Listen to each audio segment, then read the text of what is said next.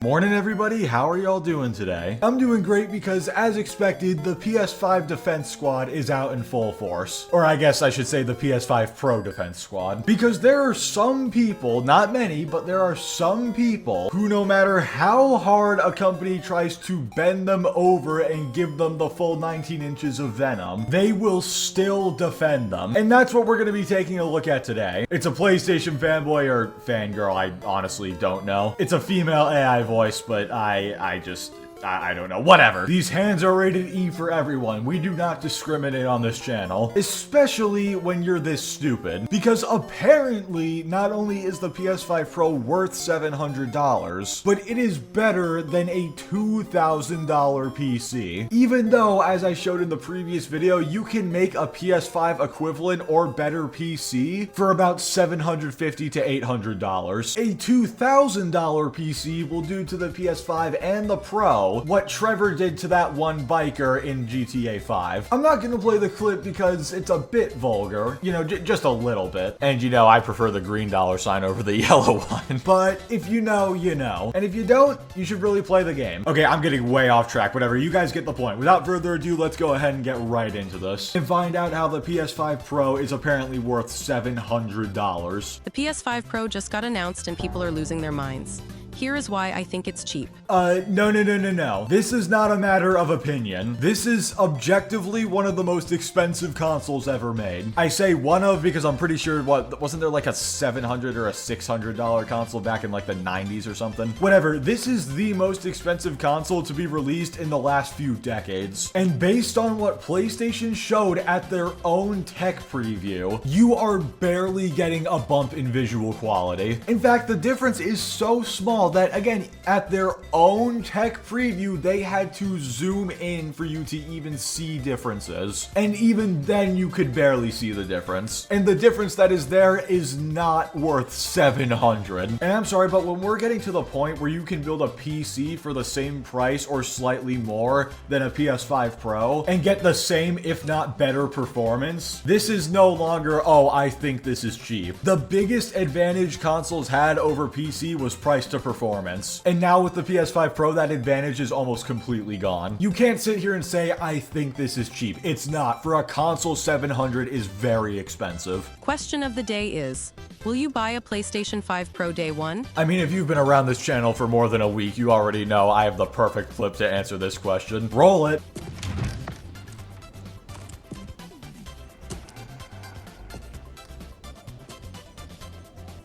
No. Some folks are freaking out over the price tag, but let's be honest, you're not getting a PC with these specs, playing 4K at 60 FPS with ray tracing on for that kind of money, period. Look, I get it. $700 isn't pocket change, and for some, it's a bit of a sticker shock. But we can't be hypocrites about this. The same people whining about the price are the ones demanding 4K, 60 FPS, ray tracing, the whole shebang. Okay, first of all, as I just said, this argument is pretty much gone at this point. I proved in my last video that basically for the same price as a PS5 Pro, you can get a PC that's equivalent or better, especially when you factor in the extra $110 you have to spend to get the disk drive and the vertical stand. And then on top of that, we could even throw in online fees and all that stuff as well. I'm not going to because I think I've already proven my point, but you definitely could. Also, I love how she says, oh, you're not getting a PC that can do 4K 60 with ray tracing on for this price. Hey, guess what? You're not getting a console that can do that for this price either. Because I'm telling you right now, the PS5 Pro is not doing native 4K at 60 FPS with ray tracing on. It's probably not even going to be able to do that with upscaled 4K. Like, this argument is just completely null and void. Oh, you can't get a PC that can do all that for $700. You can't get a console that can do that for $700 either. Hell, you can't even get a console that can do that, period. Also, nobody, and I mean nobody, in their right mind is demanding 4K 60 with ray tracing from a console at less than $700. People just like to make fun of the fact that these companies make these claims of what the consoles can do at $500, and then they're not able to deliver. If somebody is unironically expecting all that out of a console for $500 or less, they have no idea how technology works. And guess what? If people do expect that, it's most likely because the company said the consoles could do it. You can't ask for a full-course steak dinner and then complain when it doesn't come at a fast food price. You could grab an Xbox Series X for $600, but let's be real. It's like buying last season's model when the new one's about to drop. Xbox Series X is already falling behind in the tech race. At launch, it was a solid competitor to the PS5, sure, but now it's starting to show its age. Okay, we need to clarify something. A Series X is $500, $450 if you get the digital edition. The 2 terabyte version is $600, which, don't get me wrong, that's still a ripoff. It should be like $550 for that. But still, let's not act like there aren't options. And I mean, she is right. You could buy a Series X or you could buy a PS5. Either of which you definitely should buy over the Pro. Because I'm telling you right now, that extra $200 is not worth it. Especially since they couldn't even be bothered to include a disk drive. That's an extra $80 right there. And then the vertical stand is an extra $30. So basically for a PS5 Pro to get the full thing, you have to pay $810. And that's in the US. If you're in England, we already calculated this in the last video, you're spending upwards of $1,000 US. Because apparently it's too much to ask for them to lower the price depending on how valuable currency is. So you're paying $700 and 700 British pounds. And the pound is worth more than the dollar. So the console is just flat out more expensive in England, and just in the European Union in general, and in Canada, and in Australia. Basically, screw you if you're outside the US. Anyway, back to the original point. Good lord, I went off on a tangent. Unless you've got, like, insane disposable income and you're just cool with dropping the extra $200, even though there's not much extra benefit, then sure, go ahead, buy the Pro. But if you're anybody else, just get a Series X or a PS5. Do not be fooled by the on-paper numbers they put in front of you, because it does not translate over well into actual games. Especially when you put it side by side with what the PS5 Pro is bringing to the table. Think about it. For just $100 more, you're getting a console that's a significant leap forward in terms of power, performance, and future-proofing. Wrong, wrong, wrong, wrong. Wrong, wrong, wrong, wrong. You're wrong, you're wrong, you're wrong. Again, for like the 5th time, on paper, it's much more powerful. But that's only if you look at, oh, it's a 45% faster GPU or whatever the hell they said, and 28% faster RAM. How does that translate into actual gaming? It is slightly better resolutions that you won't even notice unless you zoom in. And I just mentioned the on-paper specs. You have to remember, this thing has the same CPU as the regular PS5. So that GPU leap means a whole lot less, not only when you look at how it actually affects game performance, but also when you look at the fact that it is going to be bottlenecked to hell by the CPU. And the performance is literally not any better. Hell, the footage they are showing in the background of their video is from that technical presentation. And did you guys notice they were advertising 60 versus 120 FPS? That is the same thing they were advertising for the original PS5. The frame rates are going to be exactly the same, and you are still going to have games running at 30 FPS. I thought we learned our lesson from the PS4 Pro and the Xbox One X. Apparently not. At least with those consoles, at least they unlock some different frame rates. Oh my god, dude, I gotta calm down. I'm gonna lose it. I've got some Kit Kats here. Does anybody want a Kit Kat? Here, I'm gonna put it through my microphone. It's gonna come out your speaker. Here you go. The PS5 Pro's got a GPU with 67% more compute units and 28% faster memory. Xbox Series X can't touch that. And let's not even start on the PlayStation Spectral Super Resolution and RDNA4 tech. That stuff's not just ahead of the curve, it's setting a new one. Buying an Xbox Series X right now is like settling for good enough when you could have groundbreaking. If you're serious about gaming, why would you settle for something that's already a generation behind? Oh my god, dude, the PS5 Pro is not a generation ahead. Maybe that upscaling technology will be really good and cool, maybe. But again, for the millionth time, based on what they showed at their own presentation, you are not even going to notice a difference unless you are standing still and you zoom in on the game. Also, I'm going to make a suggestion to anybody who would be willing to drop $700 on gaming hardware. Unironically, I'm not even joking or anything. Just get a PC. Buy the parts, assemble it yourself. And you can get, like I said before, one that's equivalent to or better than the PS5 Pro for the same or slightly more of a price. But think about it this way. All the money you're going to save not buying the vertical stand or the disk drive or paying for online, all of that can go into even better computer computer parts. Trust me when I say you will not regret it. Sure, Xbox has Game Pass, and that's cool for variety, but if we're talking raw power, performance, and getting the best experience out of your games, the PS5 Pro is a no-brainer. I mean, I agree, getting the PS5 Pro is a decision that somebody with no brain would make. But nah, seriously, if you want all that, again, I've said it a million times, just get a PC. Do it! Just do it! Why PS5 Pro is a better deal than a high-end gaming PC. Remember when I said the PS5 Pro would be a better investment than a $2,000 gaming rig? Yeah, I'm sticking to that. I'm already seeing those doom and gloom thumbnails popping up all over YouTube. PS5 Pro will be a complete flop. Bro, chill. Y'all said the same thing about the PS Portal and the PS5. And guess what? Both sold like crazy. Okay, I genuinely have to know who the hell was saying the PS5 wasn't gonna sell well. The Portal, that's a different story, because that thing was stupid. I'm genuinely surprised it sold as well as it did. Seriously, who said the PS5 wasn't gonna sell well? Just find them for me, please. Was it Colt Eastwood? It was probably Colt. But honestly, I'm not gonna sit here and claim automatically that the Pro is gonna be a complete flop, because I know there's plenty of people who are gonna buy it. But compared to the actual PS5 itself, as we've seen in the past, it's probably not going to do very well, because there were 120 million total PS4 sold, right? Based on my very short research, but I found a Reddit thread on it, so it must be right?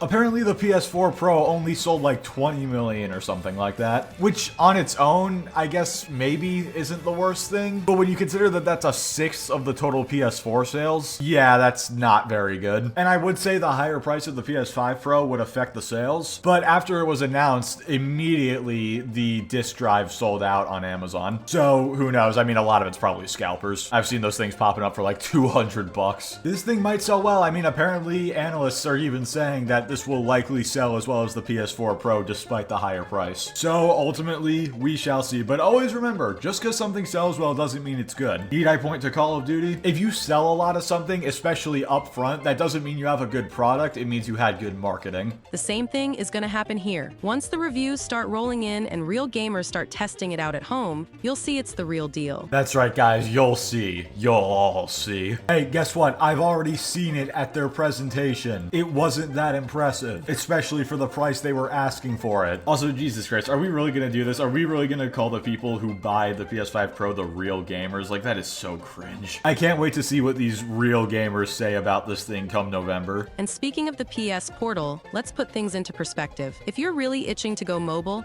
the PS Portal is a better choice than fiddling with garbage mobile games. It's like comparing a steak to a hot dog. And trust me, I'm planning to upgrade too. I'm broke right now, ain't ashamed to admit it, but I've got a game plan. I'll sell my PS5 Slim for about $300, keep my detachable disk drive, grab a 2TB external drive, and bam! I've got the ultimate gaming setup that still doesn't cost what a high-end PC would. Alright, well, I have no idea what that going mobile comment was about, but ignoring that, you're right, $700 will not give you a high-end PC, but it will give you an extremely good mid-range PC that outperforms the PS5 Pro. In fact, I remember last video I had a build for like, what was it, $750 with a 3060? I actually just upgraded that to a 4060 instead, and now we're up to $780. So for the same amount it would cost you to get a PS5 Pro and the disc drive, you can get a PC that's far better, and it's not even high-end. Now, I feel like I should specify, if you want to play on console, absolutely go for it. I don't care. Play wherever makes you happy, but don't try to act like the price to performance advantage that consoles have always had is still there. It's pretty much gone at this point. Another point people are missing. Sony hinted at tech in the PS5 Pro that isn't even available on PCs yet. I'm talking about that next-gen RDNA 4. For those who might not be deep into the tech jargon, RDNA 4 is AMD's upcoming GPU architecture that aims to push the envelope on what's possible in gaming. And Sony's slapping this tech right inside the PS5 Pro, which means that once game developers start tapping into that power, we're gonna see some jaw-dropping visuals and performance. You know, I feel like I've heard this marketing speak before. Where was it? Oh yeah, that's right, it was the PS5 in 2020. If this tech inside the Pro is really so great, then why didn't they they show it off at their presentation. Because you gotta think about it, that's supposed to sell people on the product. They're gonna show the best of what they have to offer. If Sony's own devs can only get a little bit of a resolution bump out of this supposedly revolutionary new hardware, something tells me third-party devs aren't gonna be able to do much more with it. This isn't some insane new power that people are gonna be able to tap into. This is a slight GPU upgrade, which is being bottlenecked by the CPU, which will show very few results when you're actually playing games. Unless, of course, you want to pause the game and zoom in on something. But I don't know about you guys, that's not really how I play my games. Here's what Sony has to say about the Pro. Welcome to the next chapter in gaming, with features like a 67% GPU upgrade, advanced ray tracing that triples the speed of the current PS5, and PlayStation's spectral super resolution, which by the way sounds like wizard-level tech for upscaling graphics. We're looking at a serious leap forward. This isn't just marketing hype. These are specs that matter to hardcore gamers who want the best of the best. If you're a quote-unquote, I'm gonna try to say this without dying of cringe, hardcore gamer who cares about the best specs possible, you are not going to be looking for it on a console. Or at least you shouldn't be. Please allow me to redirect your efforts. Also, I'm sorry I'm bringing this up again, but I just cannot get over it. What does it mean to double or triple the speed of ray tracing? Notice how they just said that in the presentation and then didn't explain it. I wonder why. It's almost like it is just marketing buzzwords. But who knows, maybe come November I'll be completely shocked, which I am more than happy to be. Please blow me away. Calling it right now though, it's not going to. The PS5 Pro is poised to provide smoother frame rates at 4K with all the eye candy turned on, advanced ray tracing, 8K support, variable refresh rate, VRR, and even Wi-Fi 7 for faster online gaming. And again I say, wasn't basically all of that except for Wi-Fi 7 promised with the original PS5? The 8K, the 60 FPS, and guess what? It didn't pan out. Technically the console can do 8K, but guess what? That's for like movies on Netflix. On top of that, VRR, that is already in the regular PS5. Why are they using this as marketing for the Pro? And why are you eating it up? And if you unironically think this thing is going to do 4K with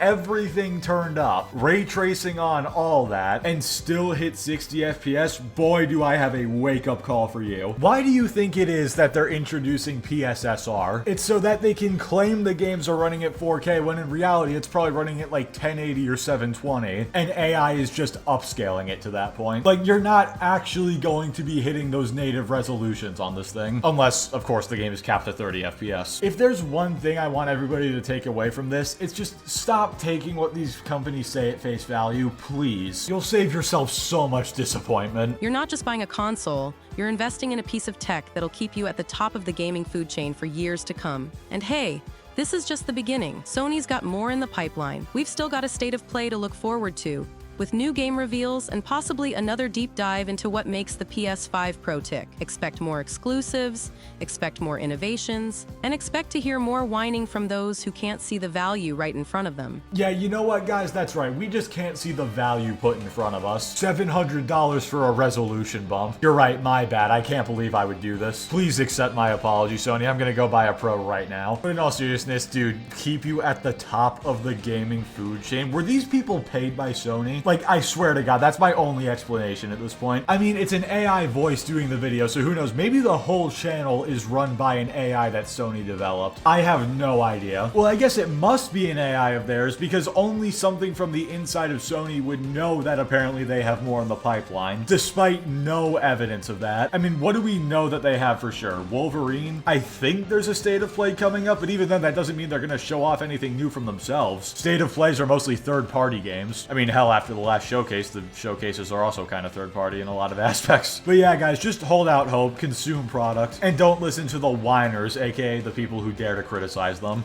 Don't ask questions. Just consume product and then get excited for next products. So yeah, go ahead and doubt it now, but when the PS5 Pro drops and those first real-world tests come out, don't be surprised when it becomes the hottest item this holiday season. Mark my words. And for those who are saying it's all just fluff and PR talk, I'd say, wait and see. Sometimes you've got to trust in the vision and the tech. And in this case, I think Sony's got it right.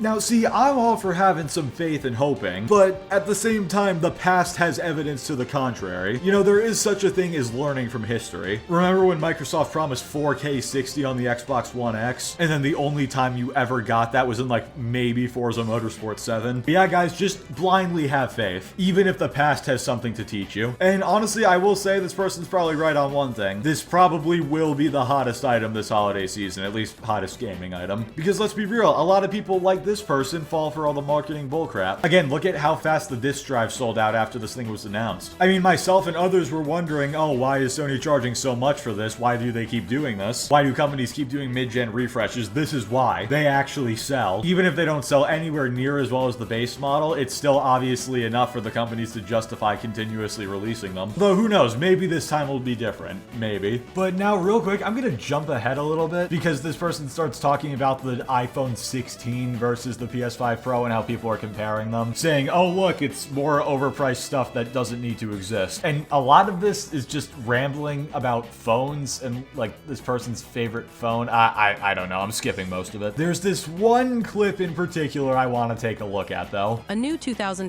iPhone and wristwatch drop, and everyone loses their minds. Sony drops a $700 PS5 Pro that brings the raw power of an RTX 4070 or even 4080, and people want to burn Sony to the ground. Dude, like, I'm actually done. Are you kidding me right now? The raw power of a 4080, a $1,200 GPU. You unironically think the $700 PS5 Pro is going to be as powerful as a GPU that costs $500 more than it. I think that confirms it. This must be like a Sony planted channel or something like that. There is no way an actual human being thinks this. You'll be lucky if this thing is as strong as a 2080, let alone a 4080. I actually can't believe this is real. I cannot believe somebody sat down and made this. And it's very well edited. That's the thing. They obviously had to go back and watch it at least once. At no point did they say, hey, this is beyond idiotic. Maybe we shouldn't upload this. The person who approved this video for upload is probably one of the people who approved Concord to be released. I am actually in disbelief about how bad this was. But who knows? Like they said, maybe I'll be in disbelief at how good the PS5 Pro is. I mean, doubtful, but maybe. But yeah, anyway, with all that being said, thank you all so much for watching. This video was actually supposed to be up yesterday, but